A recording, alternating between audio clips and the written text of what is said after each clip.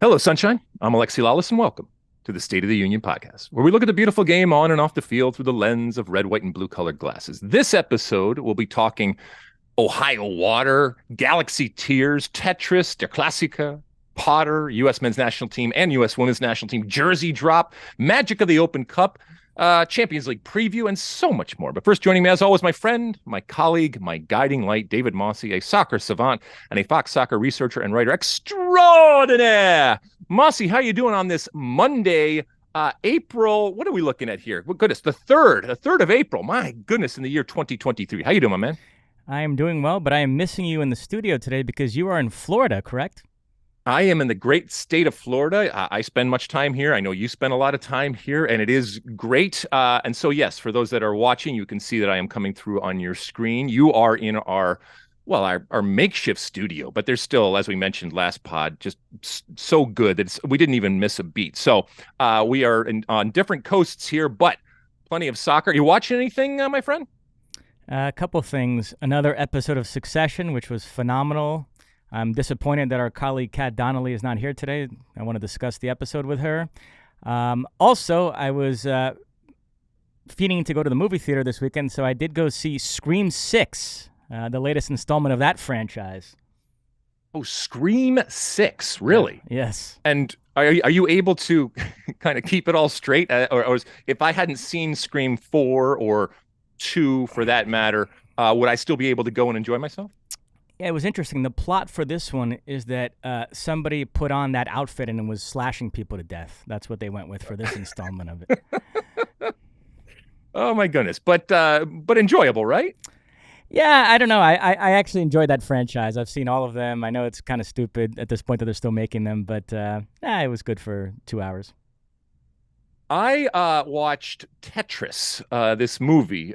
You might be seeing the marketing around it because there's a big push from the folks over there at Apple because it's a Apple-produced full-length movie about you remember the video game Tetris, the rights or the race to get the rights to sell the Tetris game, and it goes through all the history of the Game Boy, and it goes through basically how the rights and the development happened in Russia from a guy in Russia and having to go over and to secure rights, not just in Russia, but from Russians and through the government. I thought this was going to be more interesting than it ended up being. And they try to inject, the intrigue and, the Russia factor and, the KGB and all that kind of stuff and the treatment of a Westerner coming into Moscow and trying to do Western type of business with what was in place in Russia at the time. And it didn't quite work. It wasn't as interesting as I thought it was going to be. There were some interesting, nostalgic type of things, the Game Boy and the development of the Game Boy. And like I said, just a general race to get these things in people's hands and what Tetris was at the time worldwide and how addictive it was. That was kind of interesting to see how it was ultimately, how it was sold, but initially how it was developed and how addictive it became immediately and how people kind of came to it. Did you play Tetris when it came out, Mosse? No, did not. No, you're not a Tetris guy. Anyway, so I give it like 1 thumbs up, not 2 thumbs up. But it's not a complete waste of time. Should we light this candle, my friend? Let's do it. All right, where do you want to start? Major League Soccer, another action-packed weekend. We're going to go Western Conference first, and then the Eastern Conference. Should we take in the standings from the West first?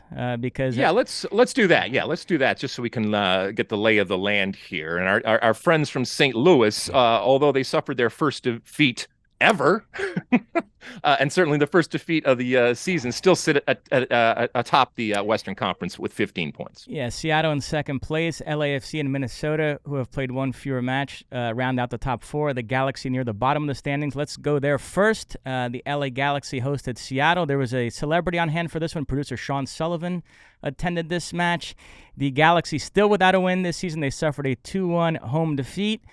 For Seattle, again, it was the Jordan Morris-Lau Chu combination. They supplied the goals. For Morris, it was his 8th of the season. He leads the Golden Boot race. He started at center forward again with Raul Ruiz-Diaz on the bench. It'd be interesting to see how long that lasts. Jalen Neal scored for the Galaxy. What did you make of this one? Well, Brian Schmetzer, by the way, in winning, becomes the third youngest coach in history to achieve 100 wins. He took over, 2016. And he has just not missed a beat and grabbed it with both hands. And, we talk about Schmetzer and how awesome he is to talk to. If you ever get a chance to sit down with him, he has an incredible history, both on and off the field. And his passion and emotion for that team and for American soccer, let's be honest, just comes boiling up. And it's wonderful, wonderful to see. Right now, he has got this team immediately back to where people expect this team to be. And keep in mind, this comes off of a last year where they didn't make the playoffs for the first time, although they won Champions League. And so I think he is proving immediately that this was an anomaly relative to Champions League and putting all of their eggs in that basket. And yes, some big injuries, but they are flying. And he's like you said, changed some things up. I mean, Jordan Morris playing in that number 9 position looks as comfortable as anybody in the league playing that striker position, and it is resulting in goals. They are winning at home. They are winning on the road. They are scoring multiple goals. They were certainly. I think they were gifted at least one. I thought Klinsmann should have done much better on the long distance shot. But they're creating their opportunities now. The other side of it is, as you mentioned, this is a Los Angeles Galaxy that is reeling. Yes, they don't have Chicharito, but everything can't simply apply to Chicharito. I know he's a good player, but look no further than what we're going to talk about here in a little bit with the Loons, where you play with the cards that you're dealt and you make the best of the situation. And Greg Vanney and company right now are not doing that. The fans continue to protest the continuation of the leadership, whether it's Chris Klein or Jovan Karowski. And now on the field, this is a team that is just looking like it's going to be a very, very long year. Now, Greg Vanney, after the game, was adamant and angry about a missed call, what he perceived was a missed call. And I actually have some sympathy for him. And if you watch the play, even if you didn't, we see it time and time again. A cross comes in from the outside. A defender who is going out to attempt to block the cross puts his arms behind his back, which is now the norm for defenders in this modern age, to defend with your hands behind your back. But in turning to try to block the shot, he actually chicken wings it there. And it would not have surprised me had that been called. Having said that, if the defender has his or her arms behind the back, I mean, that the complete advantage goes to the attacking team there. So I get it that you're angry that wasn't called, but you certainly had plenty of opportunities out there. And this is just not a good look for the Los Angeles Galaxy, and continues to be a problem on and off the field with what's going off the field. On the other side, as we said, Seattle is just flying right now. You mentioned that St. Louis, after 5 straight wins, brought back down to earth. They suffer a 1-0 home defeat to Minnesota. Amaria from the penalty spot with the only goal. The Loons, without Reynoso, unbeaten through 5 games. They've conceded only 3 goals. Adrian Heath was puffing his chest out after this one. He was very happy with his victory. As he should. And we talked about this last week, that I thought the Loons kind of wanted St. Louis to continue the streak so that they could come into St. Louis and be the ones that broke it and kind of as we said, crush that Cinderella type of tale that is going on here. And I think St. Louis knew that at some point this was going to come. The way in which it came, with Minnesota being very, very comfortable, absorbing pressure, and then just finding that moment. And as entertaining and as exciting as those St. Louis games are, whether it's Adrian Heath and the Loons or anybody else coming into St. Louis, they have absolutely no responsibility to entertain. All they have to do is find a way to get the win. And so this was actually, from a tactical perspective, very, very smart in what the Loons did. But there's a bigger picture when it comes to talking about what Minnesota is without Reynoso right now, and that they have come together. And a lot of credit has to go to Adrian Heath for recognizing that yes, they're better when they have Reynoso, but they're not going to have him. And right now, in the foreseeable future, this is not going to change. And so they have to make do with what they have.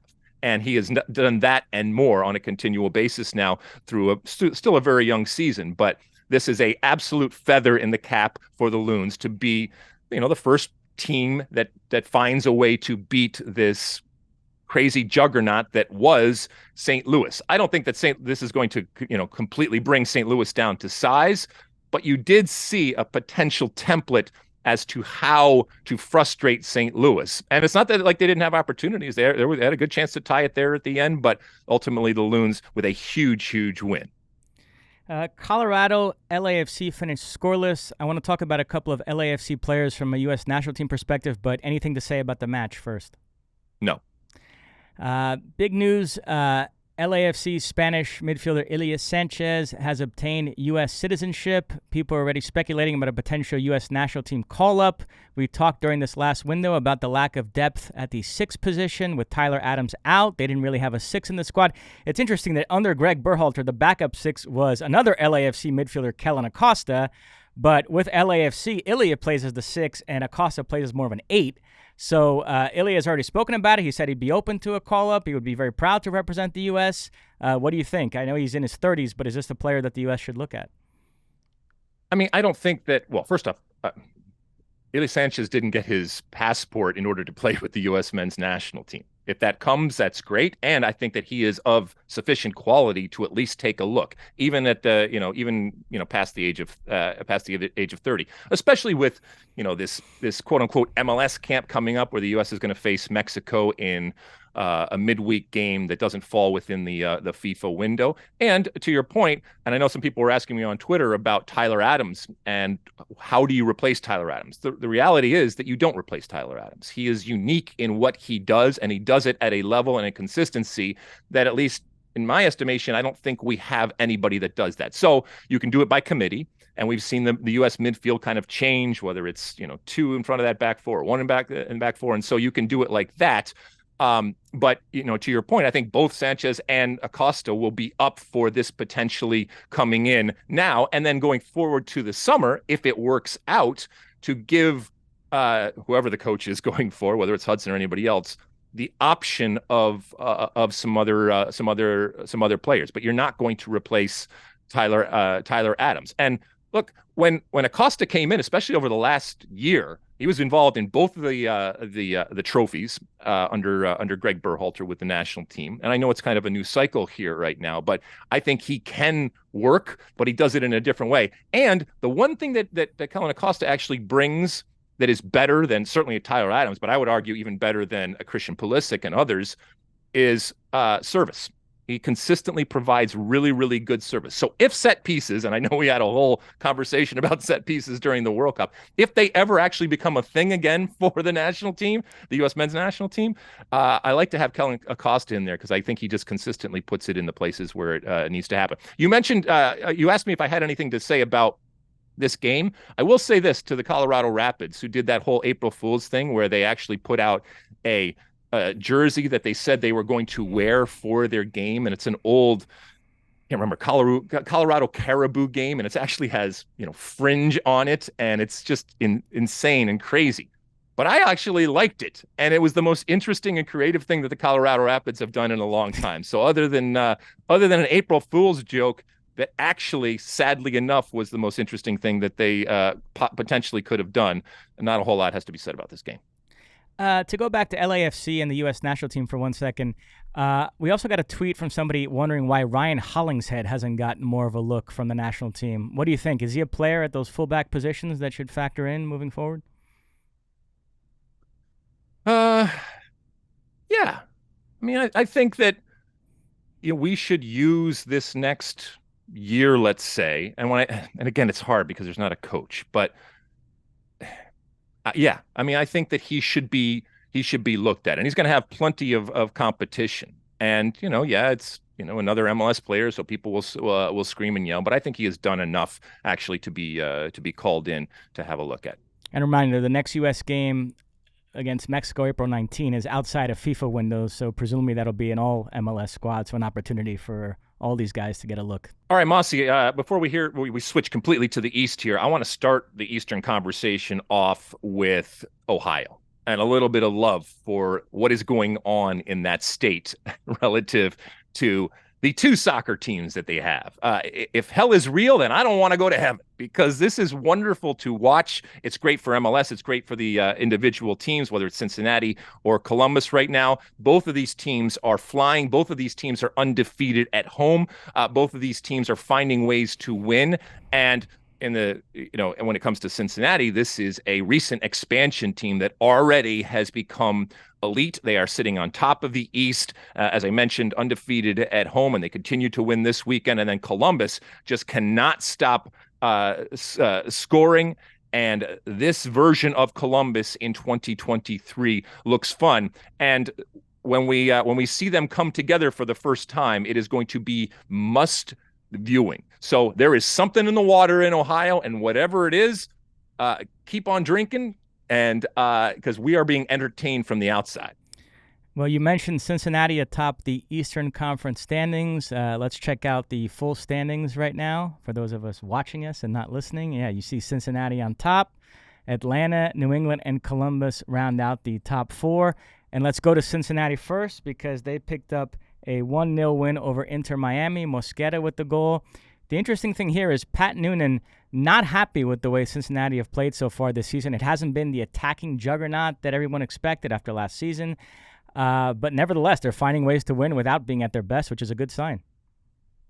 Yeah, I mean, I always find it kind of performative when coaches, after a win, scream and yell and say this wasn't good and we got to be better and all. I mean, I get it. I understand. And I think it's easy to do that after you have won, and you end up looking like you're more big picture, and you end up looking like you expect more. And in many senses, maybe you do. This certainly wasn't the best performance, and I think Pat understood that. But ultimately, they got the win. And the mark of a good team is still, when you don't play well, to still be able to pull out a victory. But I think he recognizes that some of the stuff. I mean, at one point in his interview, he said, "We weren't prepared." Well, that's on you. And I know he kind of took responsibility, but again, it's a little self-serving when you take responsibility after a win. But he knows exactly who he is playing to. And by the way, we got a lot of time for Pat. I think he's done a great job, and I think he is potentially in the future going to be a great coach. And certainly for the man in this moment for Cincinnati, for what they are, he, along with Chris Albright coming over, have fundamentally changed the perception of this team that was so bad when it first came online. And now it's so good. And according to Pat, can certainly be better. New England NYCFC finished 1-1. Carlos Hill gave New England the lead. They thought they had gone up by 2 goals, but they had a goal chalked off by VAR, which Bruce Arena was not happy about. And then Thales Magna, who played more in the left wing in this game, he scores from a header off a corner, so they share the points. Yeah, Bruce wasn't happy, and there were plenty of controversial calls this weekend, including this one. And even if you didn't see it, you've seen this type of play before, where a ball comes into the box and there was actually a player in an offside position. The question was this player interfering, and in particular interfering with the goalkeeper and his line of sight, and therefore his ability to ultimately save the ball that came through, by the way, off of a deflection off of a defender. And so I get being angry, but ultimately, NYCFC very easily could have found a way to win this game. They didn't close up shop. They continued to play well, and actually at times were the better team. And so I think Bruce Arena, if he really looks at it honestly, they were probably lucky to get out of there. Well, not getting out of there because they're at home, but that 1 point that they got against NYCFC, they're probably lucky to get that. Atlanta 1-0 over the Red Bulls. The lone goal courtesy of Giacomakis. Yeah, it was a gift, a Greek gift. And, don't look a Greek gift horse in the mouth, whatever. It fell into his lap, and it's nice for him to get off. And by the way, it turned out to be very, very important. This Atlanta team, I'm not ready to say that they are great, but they are certainly better than they were last year. And again, finding a way ultimately to win. And when you bring in new players, obviously you want them to work, and sometimes it takes time. When you bring in new players that are goal scorers, the only real way that it works is when they are scoring goals. And whether it's a bomb or just a tap in, as it was for Giakoumakis, wonderful. That's great, and that sends him on his way, hopefully from an Atlanta perspective. There are 3 unbeaten teams in MLS right now: Cincinnati, LAFC, and Minnesota. I'm very curious to see where you're going to place them in your next edition of Tiers. Yeah, later on this week, we'll do the tiers again, and we'll have our 3 different tiers. And you will see, as we mentioned when we did it for the first time, how things have changed. And some of the preseason preconceptions of what these teams were going to be, some of them have borne out, and some of them have fallen flat on their face. And this will, as you will see, be relative to what has happened in still a very early season. But, everybody wants to be in that top tier, and not everybody can be in that top tier. And let's be honest, there's some that don't even deserve to be in that third tier. Maybe I have to make a fourth tier for how bad they have been. Anything else, Mosse, from an MLS perspective? Well, we have some MLS teams involved in CCL this week, so we'll transition to that. The quarterfinal first legs are this week, all 4 matches on FS1. I'm looking forward to covering them. On Tuesday, we have the lone MLS versus Liga MX matchup in this round. Philadelphia will face Atlas. First leg is in Philly. Philadelphia, not as impressive so far this season as I expected, just 1 point from their last 3 games. Atlas coming off a 3-3 draw against Chivas in the derby.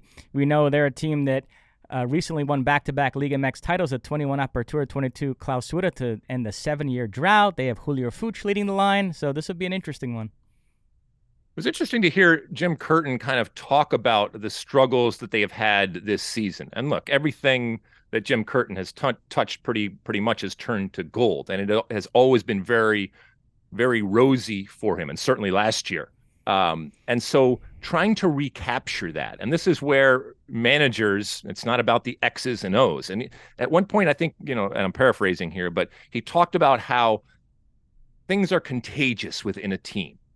And that, believing or not believing or worrying or anxiety or all those types of things, that can be as contagious as winning or as success or as doing well. And when you have come to expect things to go right through things that you can put your hand on and things that you can't put your hand on, and then it doesn't happen, that's where the real coaching happens. And so this is, from a Jim Curtin perspective, again, fighting on multiple fronts.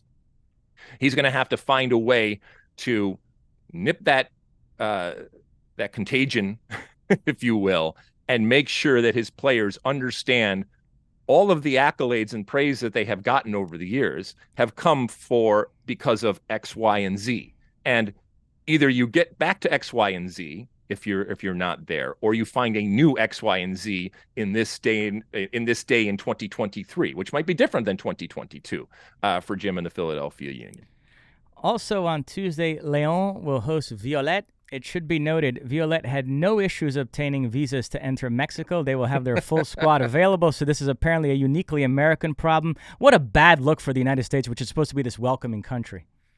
Horrible that we, hold other governments and countries and cultures to account. And I know there's hypocrisy in that, but so be it.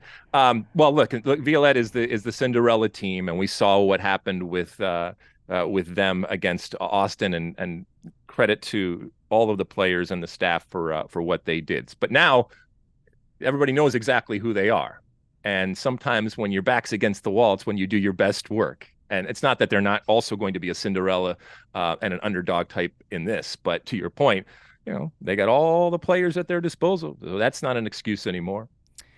On Wednesday, we have an all-MLS matchup. Vancouver will host LAFC in the first leg.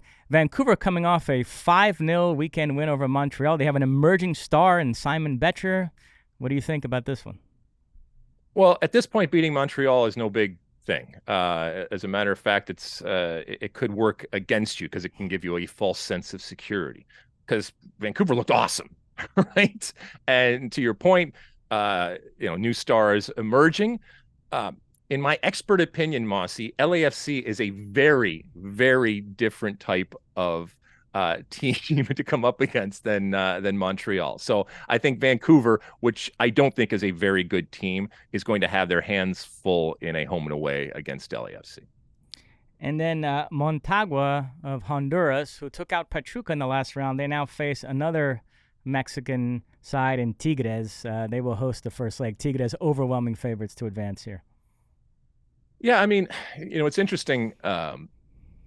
Our friend Eric Winalda has a article in the Guardian this past week, and in it he was talking about a lot of different things about American soccer. But as Eric is prone to do, he kind of weaved all over the place. But at one point, he was talking about how Major League Soccer has been kind of the architect of American soccer's demise to a certain extent because they have enabled so many players to get experience and have helped and brought up not just national teams but other leagues and individual players here. And so I don't look at this as a bad thing. From a U.S. soccer perspective, Eric argues that this is a bad thing, but from a CONCACAF perspective and a competitive and a tournament perspective, if you will, for CONCACAF Champions League, this is good. As much as we focus on the U.S. and Mexico and being the two big dogs, and Canada as part of Major League Soccer, there are lots of other leagues out there that need resources and that need success to build on.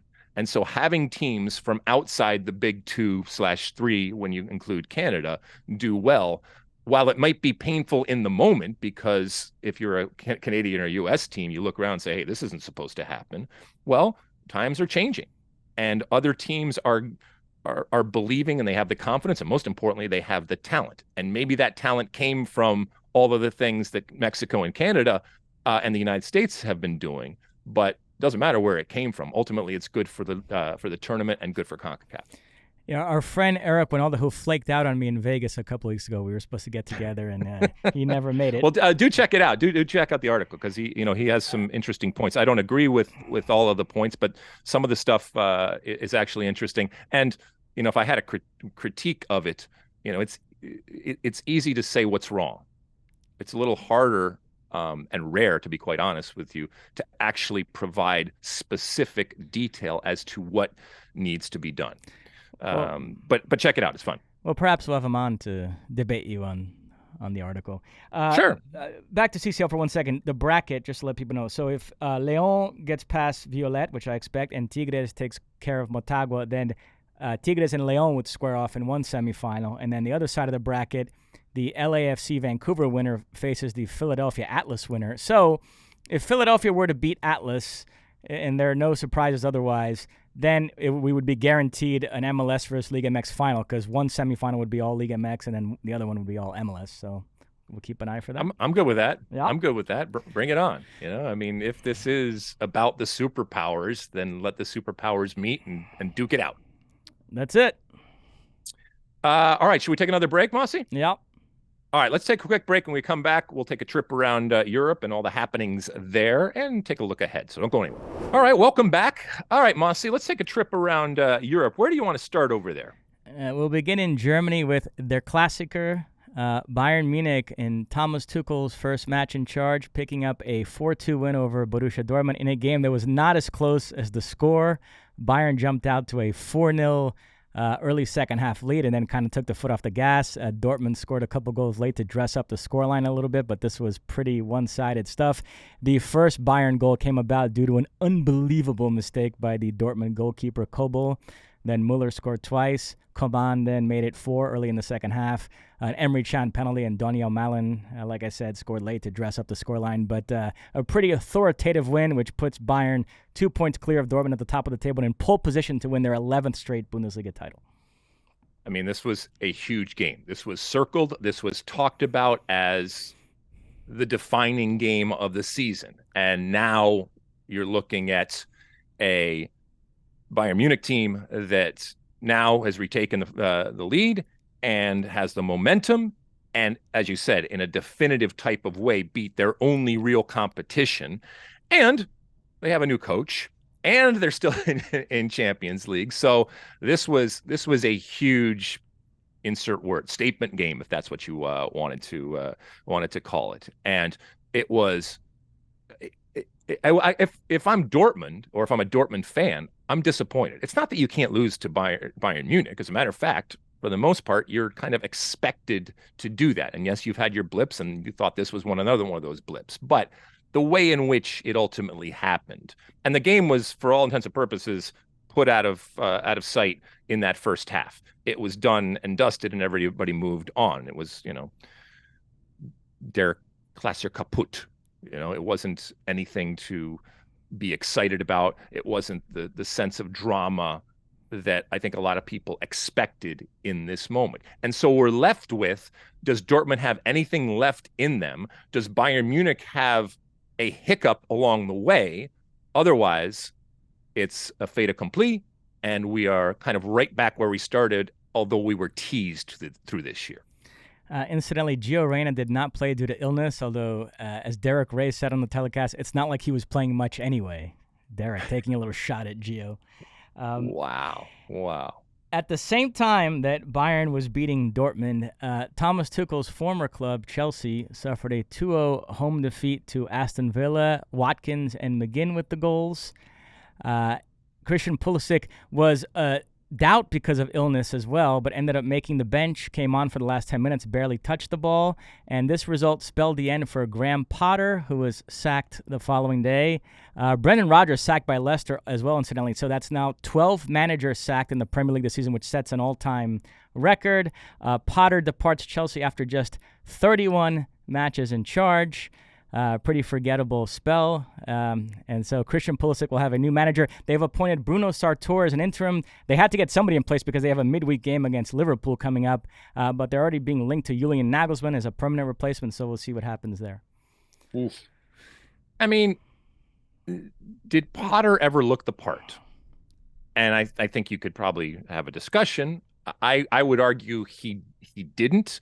This is a Chelsea team, and you can see he's been put through the grinder.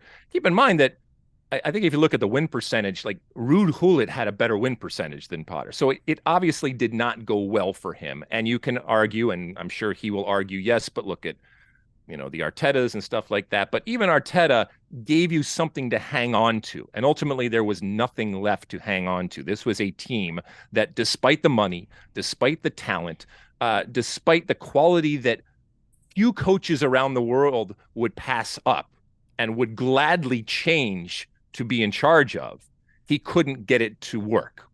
And as Chelsea, what they are, and what they have been, even under Roman, which, firing coaches wasn't a big deal for Roman Abramovich either.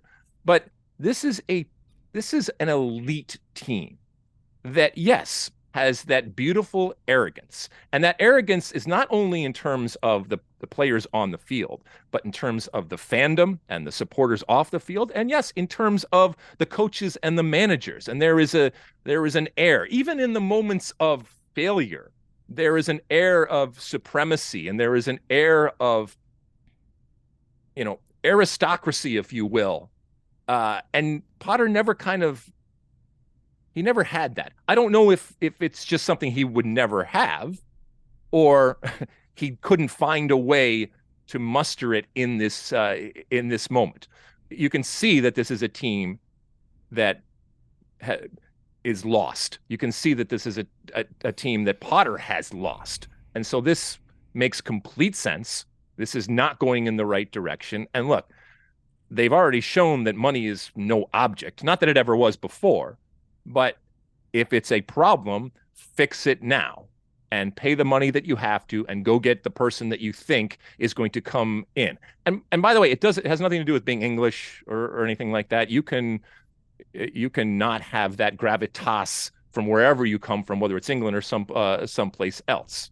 And you know it when you see it. You can feel it, and it just never really clicked for him. And so I'll be interested to read his book or hear his Potter. I'm talking about his interviews as to what he ultimately thought did him in and what the problem was, because he can't blame money, he can't blame talent, and yes, he had a big squad, but like I said, that's not something that you would is going to fly in terms of the reasons or the complaints.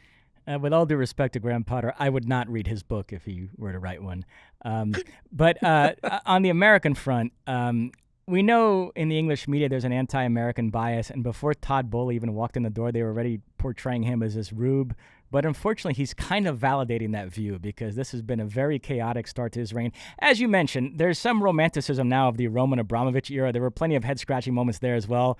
But I don't know, this has not been a great start for American Todd Bowley in charge of Chelsea, sacking 2 managers in a few months here, and the team mired in 11th place in the table. And the sense that he's spending money, but kind of willy-nilly, and the players he's brought in aren't really performing. And come on, that's the part. That's the part you object to. Well, no, I don't. Yeah, I reject that in that Roman Abramovich was willy-nilly. He spent ridiculous amounts of money, and yes, it translated into a team that won. And when it didn't win or wasn't heading in the right direction, he came in and was ruthless. And so Todd Bowley is being ruthless. Now, is it ruthless because he recognizes the mistakes that either he made or that others made for him? Fine, it doesn't really matter. But if Roman was doing the exact same things right now, I don't think by any stretch of the imagination people would be screaming and yelling about the rube or the delusion or the inability to understand what and I'm talking about Todd, has gotten himself into. And that American part of it would never be applied if Roman was doing this type of stuff. On Pulisic, I don't think this fundamentally alters the dynamic. I still think he's probably going to leave in the summer, but you never know. Every time there's a coaching change, if they do bring in somebody like a Nagelsmann, he might take a liking to Pulisic, and if Pulisic plays well at the end of this season, maybe he decides to stay. We'll see. I still maintain, I know we did a segment about this a while back, that the 2 best landing spots for Pulisic are Newcastle and AC Milan. And if you're worried about those teams being in the Champions League next season, both took big steps this weekend. Newcastle beat Manchester United 2-0 to move up to 3rd, pending Everton's result against Tottenham today, or I should say Tottenham's result against Everton. And then in Serie A, AC Milan 4-0 away win over Napoli to surge up to 3rd there. That's interesting because those 2 are about to play in the Champions League quarterfinals. By the way, that was my cheeky way to sneak in those 2 results that Sean Sullivan did not put in the rundown under the guise of being a Pulisic topic. But so, yeah, Chelsea, we'll see who they bring in. We'll see what that means for Christian Pulisic through the rest of the season. And then in the summer, lots to sort out there for a team mired in 11th in the Premier League table. Speaking of sorting out things, they're going to sort that stuff out up there in Liverpool? Yeah, so let's transition to the title race. Early on Saturday, Manchester City hammered Liverpool 4-1. Liverpool actually took the lead through Mo Salah, but then City scored 4 unanswered. Alvarez equalized, and then De Bruyne, Gundogan, and Grealish in the second half. This was pretty one-sided stuff. The interesting thing here from a Manchester City perspective is Erling Haaland did not play. And listen, I don't want to overstate this point because Erling Haaland is unbelievable. The amount of goals he scored this season is ridiculous. And a couple of pods ago, we were talking about him possibly winning the Ballon d'Or. And he could be the missing piece for City winning the Champions League this season because I do think he brings an element to that team that they lacked in previous years that's very beneficial. But this was another indication that it hasn't been a perfect marriage because this City team is actually designed more to play this way with a mobile, versatile center forward like Alvarez who can interchange with other players. This was actually the most fluid I've seen City against like a top opponent all season. It kind of felt like the Manchester City of the previous couple of years that they were a joy to watch in this game. So are you saying that Pep has looked, whether he will say it publicly or not, when this potential of him coming, when Erling Haaland coming to Man City, Pep would look at it as, okay, but this is a luxury player. This is so I can just throw a different look in there? I mean, because if what you're saying is true, is in that this is the way that Man City should play, this is ultimately when they are at their best, and it doesn't include Erling Haaland, then why spend that money and bring the player in? Is it just because you can?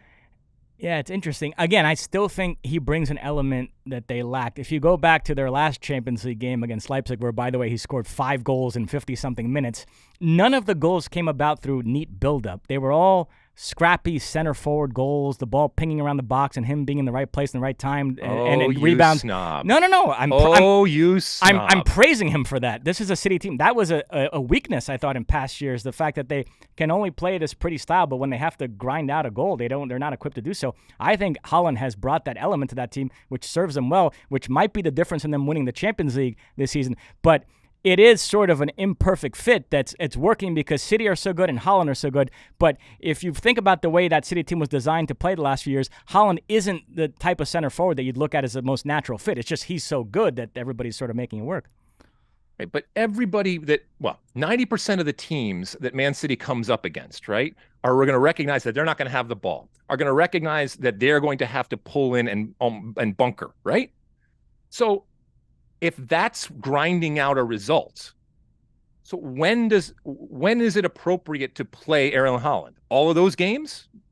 Yeah. And not in the 3 or 4 games where you're actually going to play somebody that is going to go head-to-head with you or toe-to-toe with you? No, I think you always play him because the good outweighs the bad of having a player with his goal-scoring ability in the lineup, but it just means that it's not the overall functioning of the team is not quite as fluid. But I mean, why would you play somebody that you just told me doesn't give you the best chance at playing your best soccer and your most successful soccer? I don't understand that.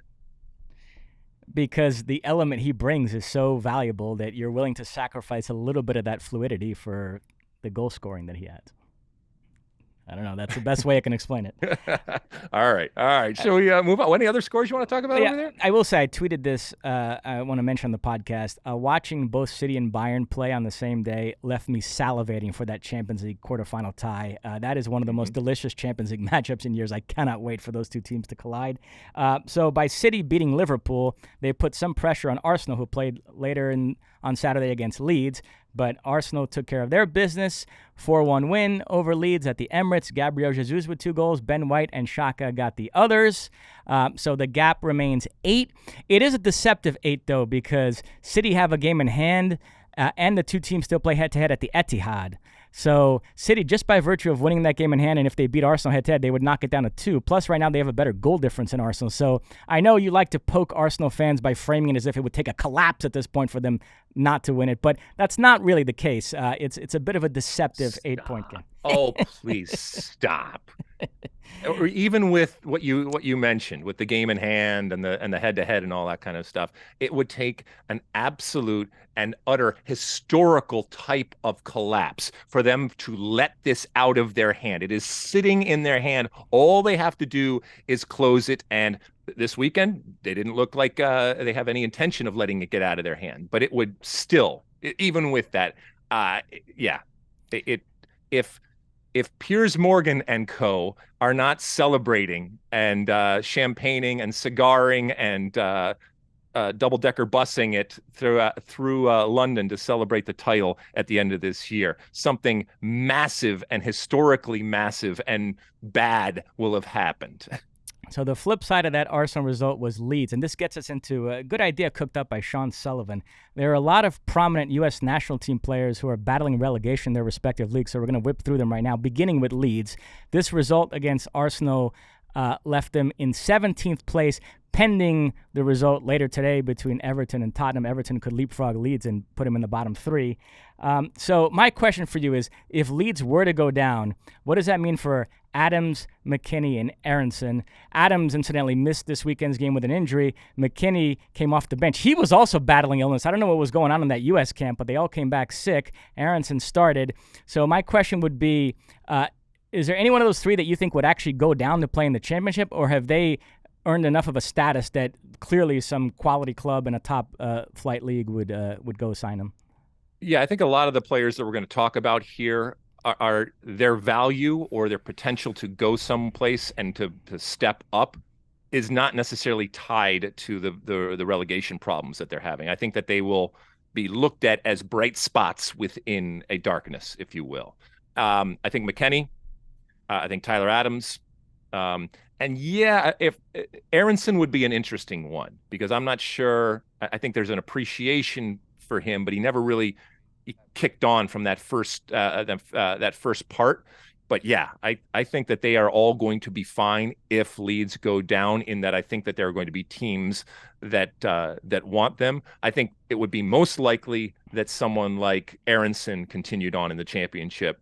But I think McKennie and Tyler Adams would look to greener pastures. And more importantly, there would be those that would be looking to bring them to greener pastures. In Spain, Yunus Musah and Valencia, 19th in the table. They're in serious danger of going down. But Musah is a player I imagine you think would find a nice landing spot, a good club, if Valencia go down. Don't care if Valencia goes down relative to Yunus Musah, because he is a bright, shining star. He's young.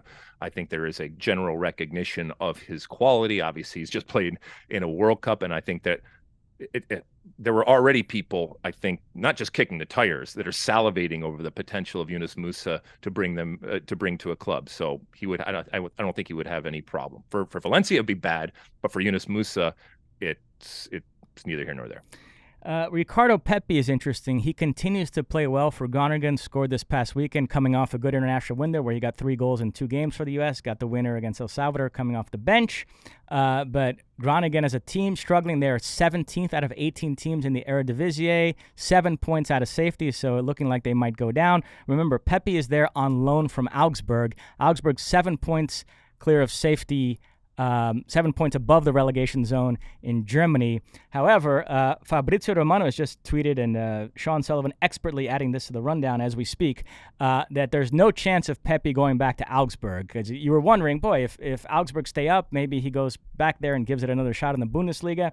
What you're hearing now is he's been so impressive for Groningen that big Dutch teams like PSV and Feyenoord are interested in him, and he might be leaning that way. So would that be a good move for him to stay in the Netherlands, a league he's taken well to, but going to a better club that's going to be challenging for titles in that country? Well, we know that he would not certainly be the first nor the last striker to use the Netherlands as a platform from which to go on to bigger and better things. The history is long and incredibly talented.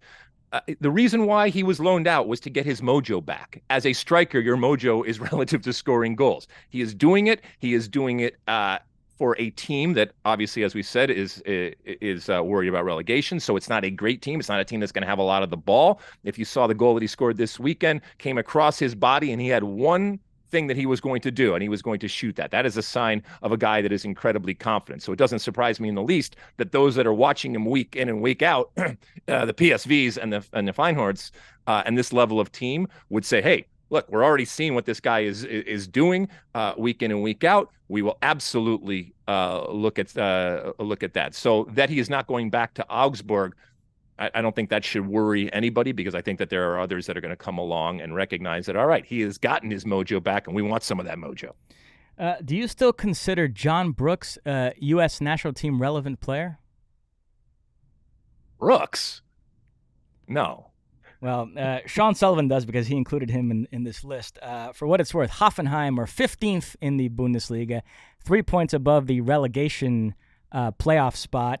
Hoffenheim, remember, are managed by an American, Pellegrino Matarazzo, so he's also fighting to stay in the Bundesliga. But so you're not all that interested if Brooks stays up or down. To you, he's sort of out of sight, out of mind as far as the U.S. national team. No, I mean, that Brooks is playing, that's good, but I think we all know that he's coming to the end of his career. And so, yeah, it's not, I don't think it has anything relative to the national team, because I don't think that Brooks is going to be part of the future. So, no.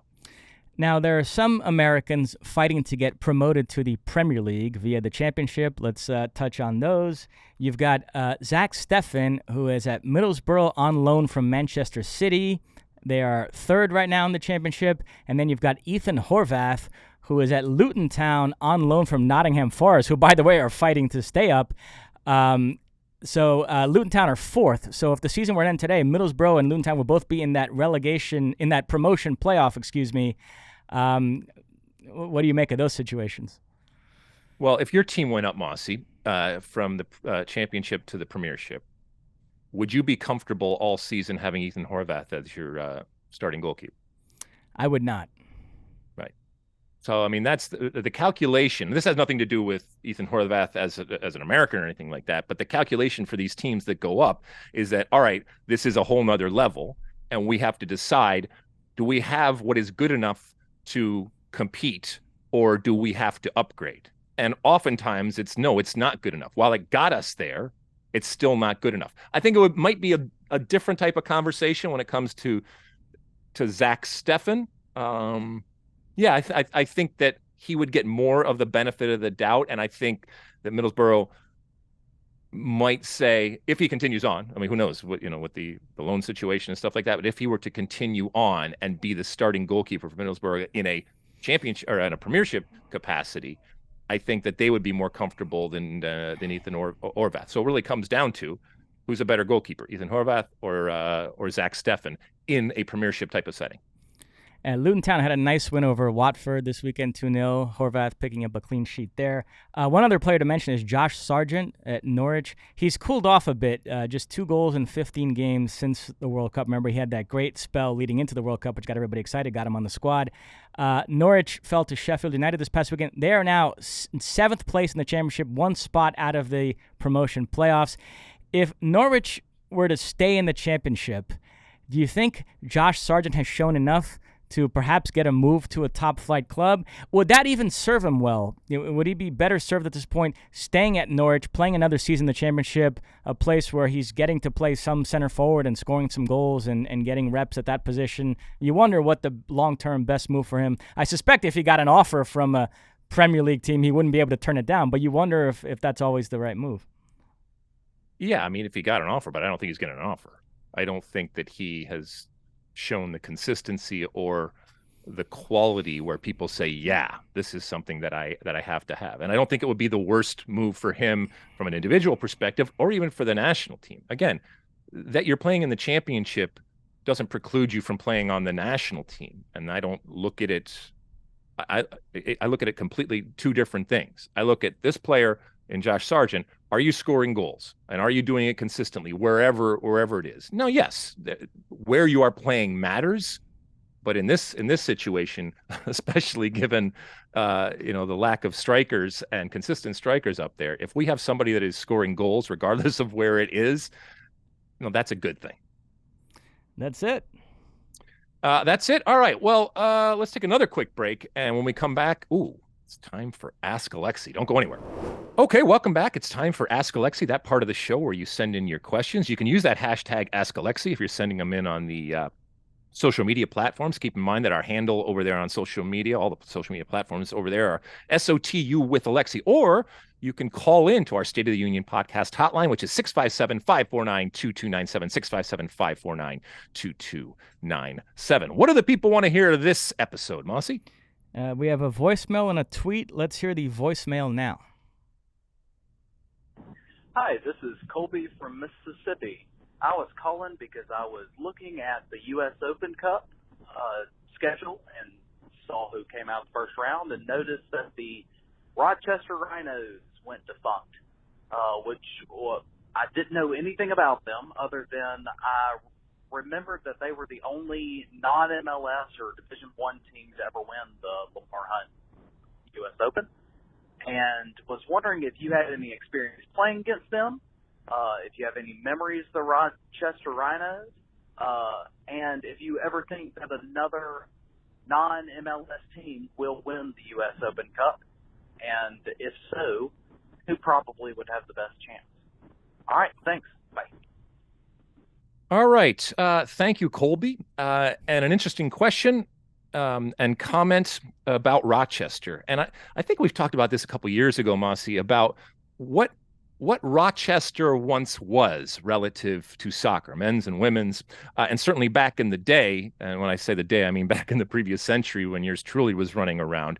Rochester was the place to be, and I think a lot of people looked at it as it was a soccer town. It was a town that, from a professional standpoint, gave the players an incredible environment to play in, an incredible environment to live in. And it now is kind of, as everybody else has gone on and overtaken Rochester, looked at as an afterthought. To your point, Rochester soccer has continued on.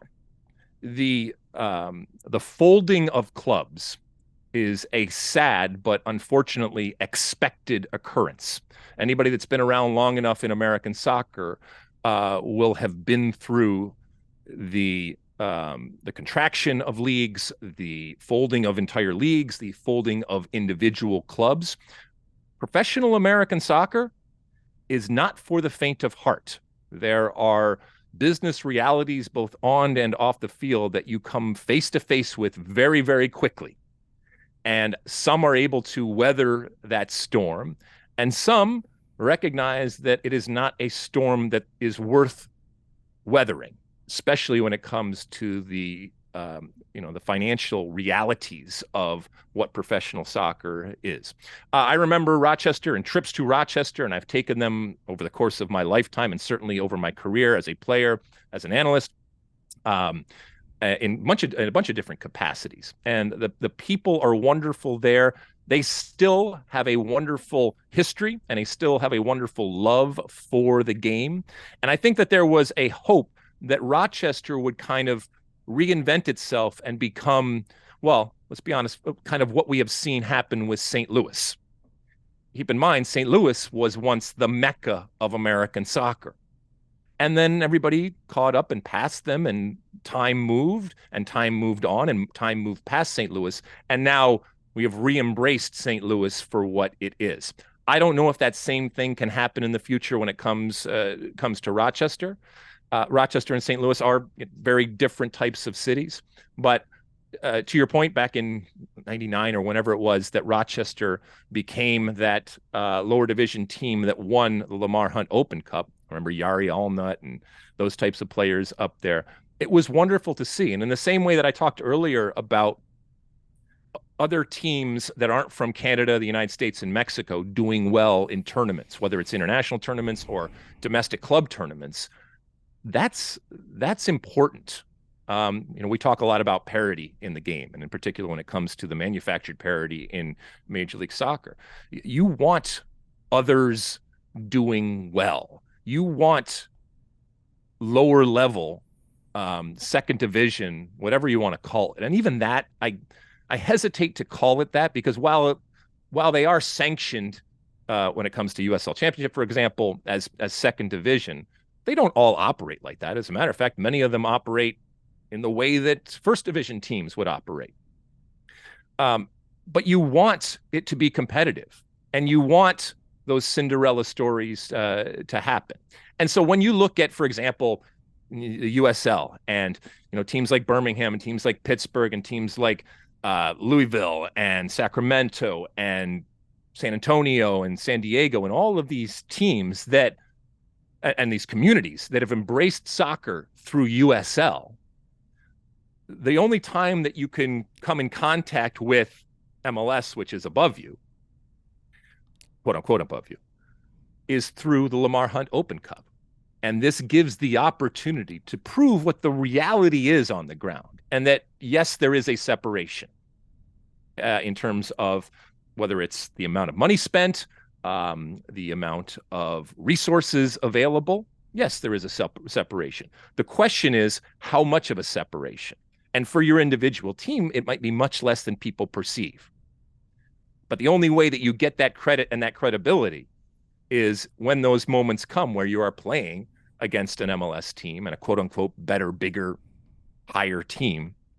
If you make the most of it and you bring attention to yourselves by beating what people assume are better quality teams.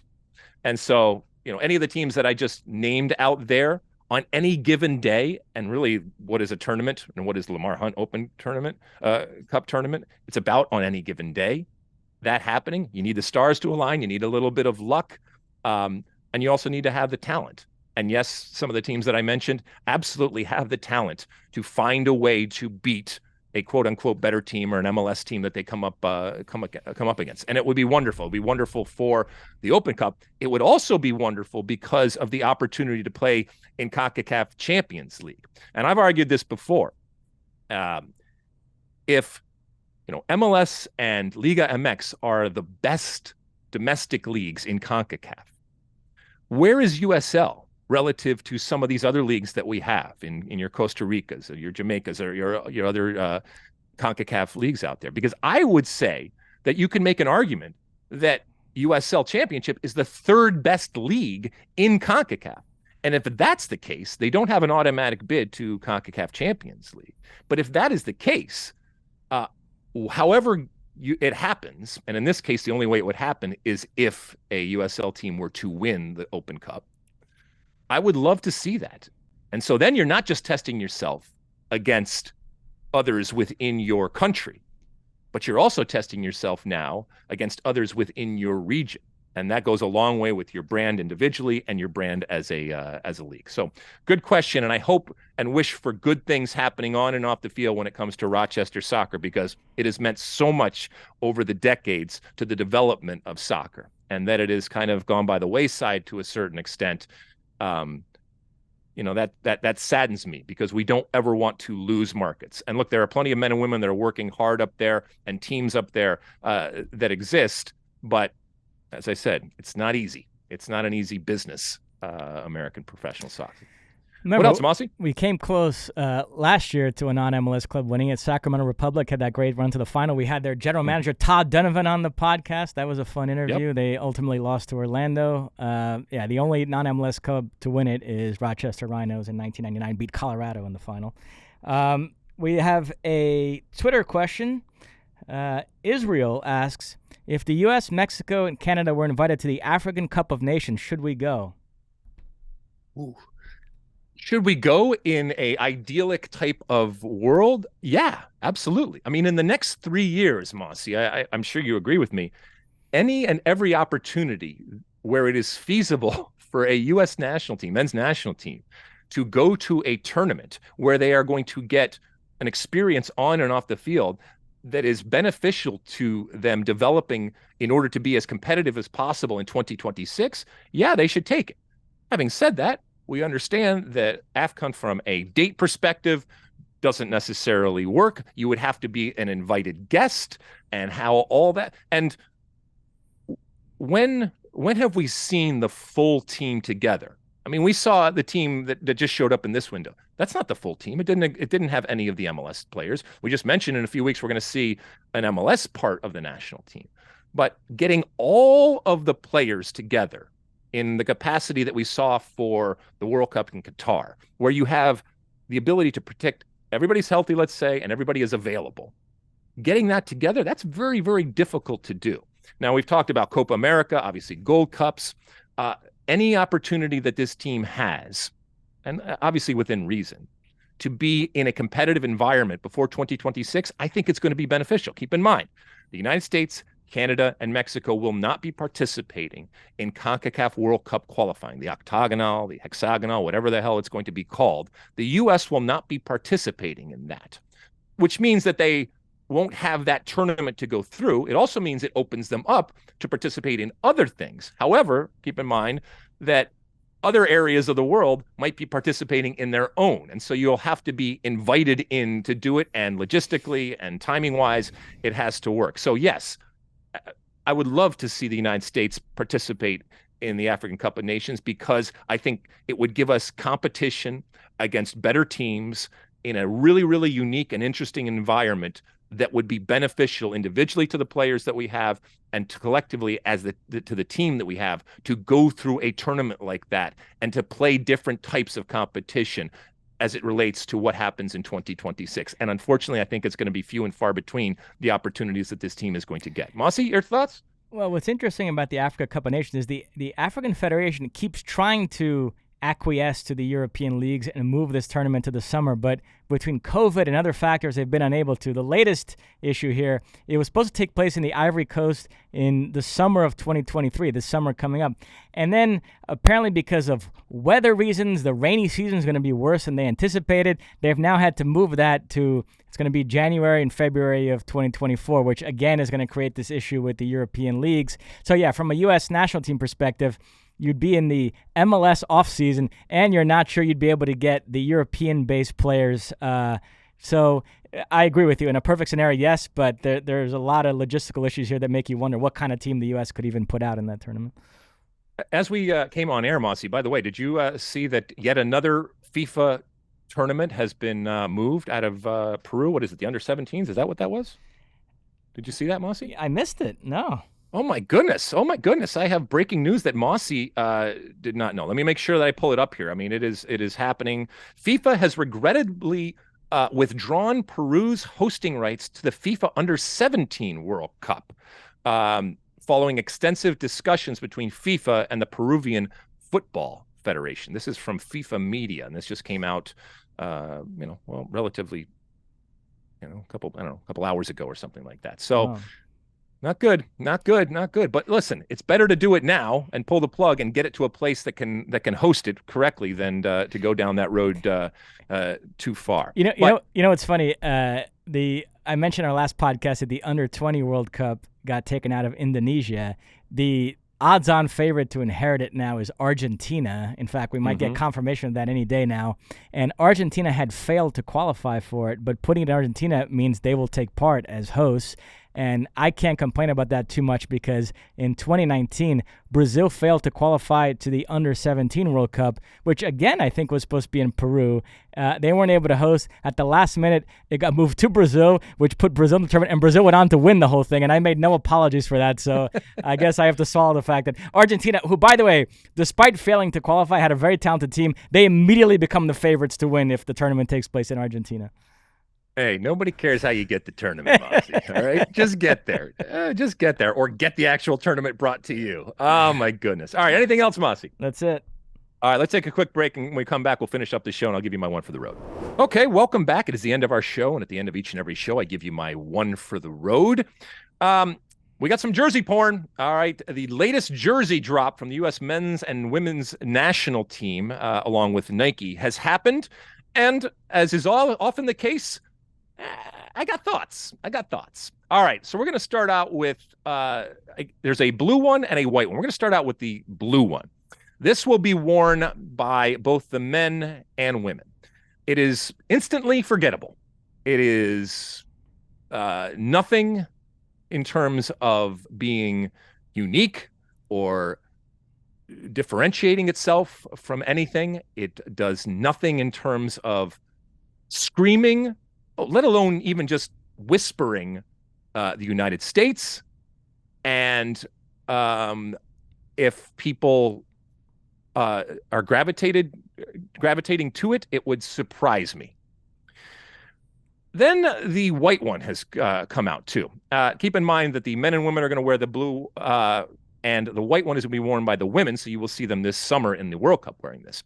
This is a paint-splattered one. And look, I'm not going to go through it all, but you can go read the inevitable paragraph and poetry that is the often and always the description of a new jersey and why this looks like this and why this does. And this is a reference to this. And this is, the artist or the era of art that was referenced, and you can see it in the subtle attributes and blah, blah, blah, blah, blah.